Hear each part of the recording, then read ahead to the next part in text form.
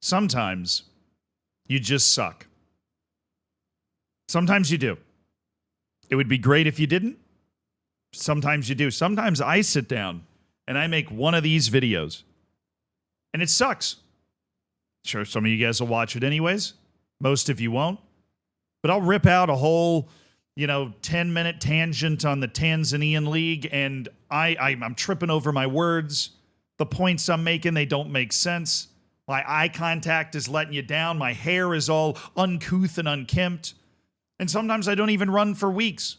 Like right now, I haven't run for a couple of weeks, which I feel like is less of my failure and more of yours. But sometimes, because you haven't bullied me enough, sometimes you just fail. It's almost not, I feel like Dwight Schrute said that in The Office. Not everything's a lesson. Sometimes you just fail.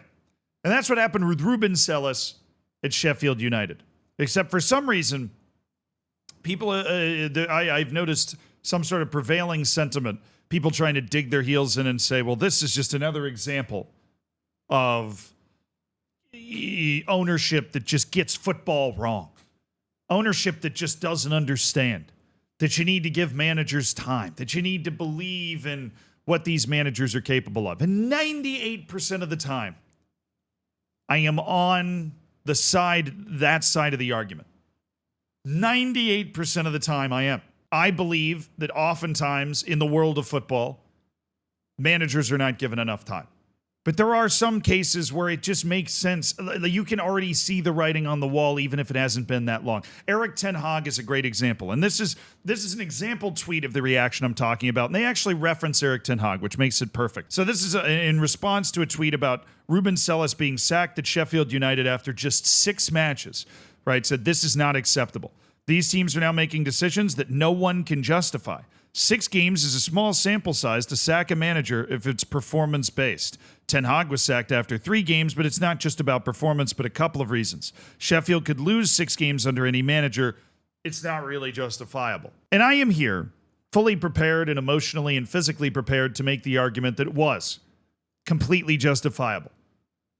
And that there are sometimes reasons that you would want to fire a manager, and it doesn't even mean that manager's bad, that you would want to fire a manager just because they are underachieving so dramatically. The first great reason is I show you Exhibit A. Let's take a look at the English Championship standings. You have to scroll quite a ways to be able to find Sheffield United, but there you find them. 5 matches, 5 losses, 1 goal, 12 goals allowed, 0 points. This is, your memory does not deceive you, a team that was not too long ago in the Premier League. A team that last year made the playoff final to get back into the Premier League. They were undone by Sunderland. They were there. They got that close. But obviously, if you want to try and get into that position again, you've got to finish in the top 6 in the championship. 3 through 6 if you want the fun experience of the playoff all over again. But Sheffield United's nowhere near that. Now, Ruben Sellas was hired over the course of this summer to replace the epically good manager that they'd had named Chris Wilder. Wilder's already managed the team twice. He took over in, hold on, it's somewhere in this BBC article that we're looking at. 2016, 2017, got him promoted to the championship. A couple years later, got him up into the Premier League. He left, managed a couple other teams, then came back in December of 2023, couldn't keep them from getting relegated. The following season, he couldn't get them back into the Premier League, and that was enough. They apparently left by mutual consent. I think I remember at the time, I don't know if I made a full Zealandism about it, it was kind of a baffling move, right? Because Chris Wilder was just widely considered the best manager that they'd ever had, but, clearly he wanted to move on, so they bring in Ruben Sellas. Again, into a team that got into the playoff final the previous year. And Ruben Sellas promptly shows up and lays the fattest egg of all time.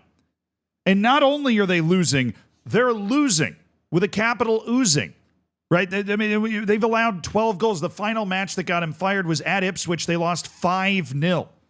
5-0 to a team that had not won a match in the league. Like, I'm sorry. There are certain teams like Watford that definitely fire managers too much, right? You can just look back historically at teams that fire managers too much. And you can see that it is not necessarily the right decision. But much the same as Bayer Leverkusen looked at a situation with Erik ten Hag, and they realized that it was untenable. They realized that even though Ten Hag had only managed 3 matches, things had soured, that they were able to obviously see, like unbiasedly see, that things were fucked up beyond repair. You pull the trigger. And there's an added part to this, by the way, for Sheffield United. I've now become very emotionally invested in the happenings of Sheffield United, and that is that Chris Wilder is apparently set for a return. And to me, that would be a huge contributing factor. If you have started the season and your team has dropped 6 straight matches, they also got knocked out of the League Cup by Birmingham City. So they've lost every match they've played in a competitive sense this season under Ruben Selles. And you're looking at it and you just lost 5-0 to Ipswich. And if for whatever reason at that point you were still a little apprehensive about pulling the trigger, you then, I would assume, I would be stunned if this wasn't the case, you then receive some overtures from Chris Wilder, right? Maybe you put a floater out to him. Maybe he comes over to you and whispers sweet nothings in your ear. But you are now made aware of the fact, however it happens, that this manager that you know can continue to produce success at Sheffield United, that loves the club, cares about the club, not that Ruben Selles doesn't, but right, is going to immediately have a galvanizing impact on the club the moment that he spawns in. That guy's available? Yeah, get Ruben Selles out. That makes all the sense in the world. Now, they continue the point, everyone has their opinion, but remember, even Pep lost almost 9 out of 11 games at City last season. Should City have sacked him? I'm not saying Sheffield United have not been shit the last 6 months. I'm assuming it's not worth sacking the manager immediately. Right? Okay. That is a situation where, one, Pep Guardiola is one of the greatest managers of all time. He's proven it consistently again and again and again and again. So there's a lot less of a reason to question him, right? Barcelona, Bayern Munich, even before he got to Manchester City, right? You could look back at a laundry list of performances and have more faith that he was going to turn it around. Ruben Selles is a manager with a pedigree who has done a very good job to build his career, right? Managing in the English Championship and so on. But there is a difference there. There is also a difference from starting your entire career at a club with that kind of record. Right, there's a huge difference if you come out of the gates after a summer of building the team up and you lay these kind of eggs immediately. Where Pep Guardiola's situation is that it's a team in transition, a team that, you've ushered through all of these great things and now you are trying to usher them in maybe a slightly new direction and you hit some speed bumps along the way. And at no point was Pep Guardiola getting smacked around the way that Ruben Selles was getting smacked around in that run, right? You could tell in those matches that Manchester City had a lot going for it. They just couldn't find the incisive edge. They couldn't score the goals. They were making stupid defensive mistakes at the wrong time to blow a game late or whatever, right? There weren't a lot of 5-0s getting dropped on Manchester City over the course of that spell. And to Ruben Selles' credit, before Ipswich, they did hang around in a lot of the matches, like close losses to Millwall and stuff. But if you've got Wilder on the phone, he says he wants to come back. You've got a coach that has taken a team that made the playoff final last year and managed to turn it into a team that can't get a point in its first 5 matches and is already out of the League Cup. Right? That is going to have to... What are your odds? You're playing odds at this point. What are your odds that your team is going to be better if you make that move and go with Chris Wilder? So while yes, this take honestly is normally right, it's wrong in this case. And it's weird how often managers do get fired in this situation.